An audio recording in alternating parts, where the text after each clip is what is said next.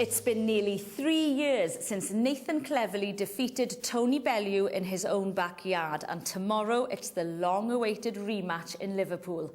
Gareth Rhys-Owen had the pleasure of tagging along as the best of enemies get ready for battle. How do you describe Tony Bellew? I'd prefer it if you didn't swear. If I was to describe Tony Bellew, well, obnoxious,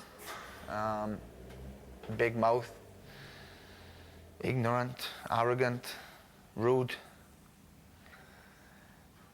and someone who needs a good slap. It's an unavoidable truth that boxing needs rivalries. Hate sells, but hate can be manufactured. Not this one, however.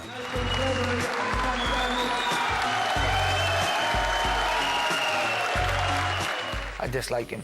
I dislike him a lot. You know, I'd say, I can't say hate because I don't want to waste that emotion on someone. Doesn't deserve that, but I dislike him a lot. He can't sell a phone box out. It's as simple as that, I'm sorry to say. Just let me step in, mate. Can't sell a phone box. When I splatter you for a second time in Liverpool, I'll be fighting you for my world title in the Millennium Stadium, mate. Sure. And all the fans are going to come out behind me. The Millennium Stadium. Does he really? Oh, yeah, he hates me. He hates me bad. He wants to hurt me bad. He's still fat, and he's getting put out 2-0 in his hometown again.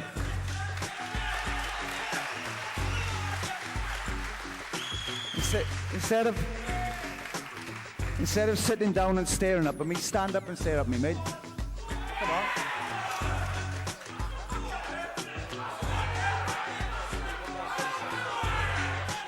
After a few stops in Cardiff, the circus has finally arrived in Liverpool. There's genuine animosity between these two behind me. That all stems from the fight 3 years ago where Cleverley won quite controversially on points. And that press conference just now was so tense. You can really feel the hatred between them. I'd say there's two people in this whole world I actually genuinely hate, and he is one of them. When I did show respect after the first fight, it wasn't given back. And I'll never forgive that, ever, for as long as I'm living. So as long as you see me breathing and talking, it'll never be forgiven. It all stems from the first fight. You know, he lost the first fight. I got the titles that he wanted at light heavyweight. He wanted those belts. He wanted my position, but he couldn't have it because I was there. He hates that, and he's bitter from that. Bellew wanted an immediate rematch. He didn't get it. And in the following 3 years, both have lost just one fight. However, Cleverley's defeat last year at the hands of Sergei Kovalov forced a reality check and a rethink. He left his father as a trainer and moved up a weight division. I don't know what it is, but you seem different. Yeah, I'm happier now. You know, I'm in a good place because I'm a cruiserweight fighter now. I feel much better at the weight, and you know, I'm enjoying my boxing again. So yeah, those changes which came consequently from the defeat, they've been to my benefit. So far, so good. So that's where I say maybe it was a blessing in disguise. Maybe it was meant to be.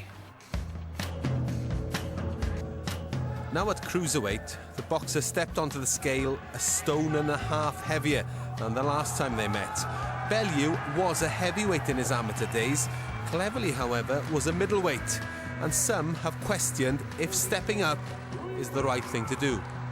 Yeah, there was a lot of people, you know, who was like, wow, is he serious about going up to cruiserweight? Well, I am serious. I trusted myself. I made my own decision, and it's proven to be the right decision so far. At the end of the day, it's regardless what other people say. I trust myself, and by doing that and believing in myself, it's getting results. Says it all, really, what Tony Bellew thinks of Nathan Cleverley. It's personal, but it's critical as well. The winner will take a step closer to a world title fight. The loser, well, has nowhere to go. What happens to the loser? Goodbye boxing. You think so? I think so. And that applies to both of you? It applies to both. I'm a professional boxer with a family to feed, and I know that because this is all I know, this is all I've got. When I make it 2-0 against this guy, he's going to have to walk away. It's a big fight, it is, yeah. So, you know, you could say that, it's make or break, but like I say, I'm not looking past it, I'm looking straight at him. So for me, I'm the only thing that's contemplating in my mind is what ropes I'm going to jump on once the referee saves it. I beat him once, I'm going to beat him again in Liverpool. But this time more emphatic, and I plan to break this guy up and